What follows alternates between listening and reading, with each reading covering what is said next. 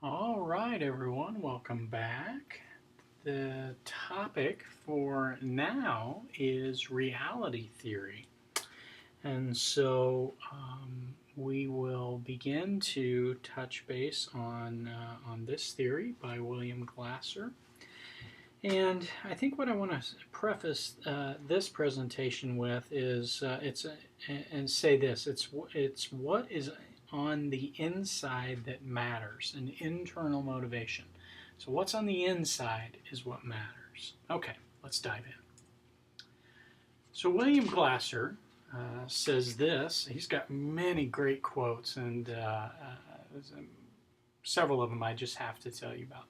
So he says here, the seeds of almost all unhappiness are planted early in our lives when we begin to encounter people who have discovered not only what is right for them, but also, unfortunately, what is right for us. And so, kind of making a point here that, society is influencing us.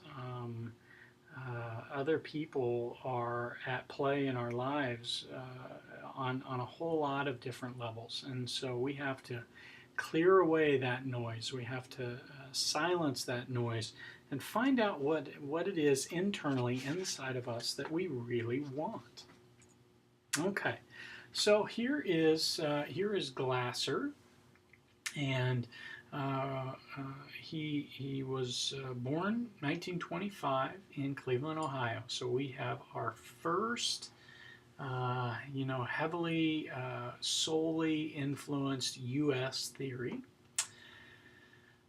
He describes his childhood as pretty good, happy, not a lot of upheaval, no conflict. He wasn't sickly as a child. He was just, kind of your average person, your average man. He was intelligent, became a chemical engineer, but then decided he wanted to pursue clinical psychology. And so he obtained his MD. He was a doctor at the age of 28 years old. And a point here for this last bullet here about residency. So for those that are unfamiliar with how MD's education concludes, basically they do what are called residencies. And residencies are they cycle through many different pieces of the medical world, seeking out that interest. And so they may do pediatrics and podiatry and surgery and neurology and cardiology and the ologies. And it was during his psychiatric residency, so when he was working with psychiatric clients, he began to really question the tenets of conventional psychiatry. And so he found he was massively interested in this population. However, he became quite critical of the way in which current medicine, the medical model, is applied to psychiatric clients. So that's kind of interesting. So, choice theory.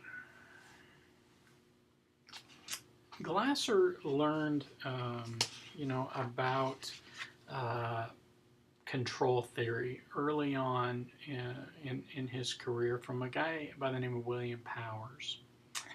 And so reality theory, choice theory, those can be used interchangeably,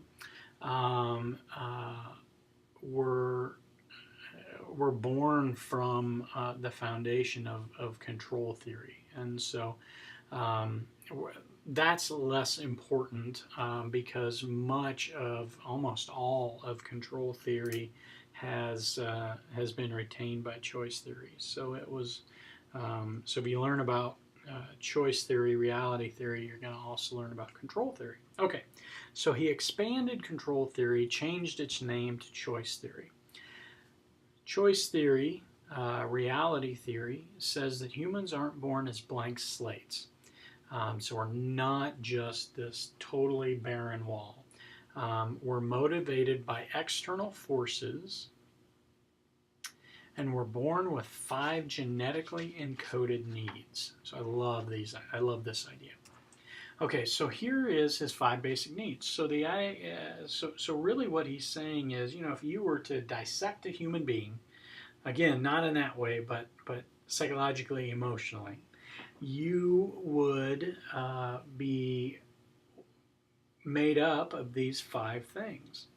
Also, with choice theory, we're constantly making decisions. Human beings are constantly making decisions based on these internal factors. And so we're always trying to satisfy one or more of these basic needs. And so here they are. So you've got this need for survival, you've got this need for love and belonging, for power, freedom, and I love this one, fun.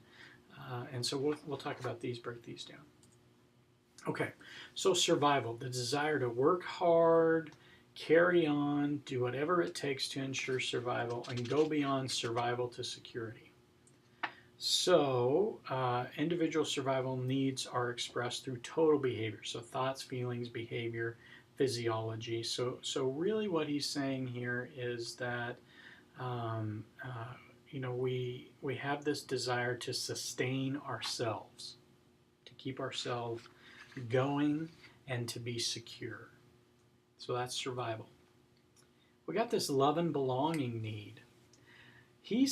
Glasser said, this is the primary human need because most of the time we need other people around us to meet most of the rest of our needs. So we're not able to meet all of these needs on our own.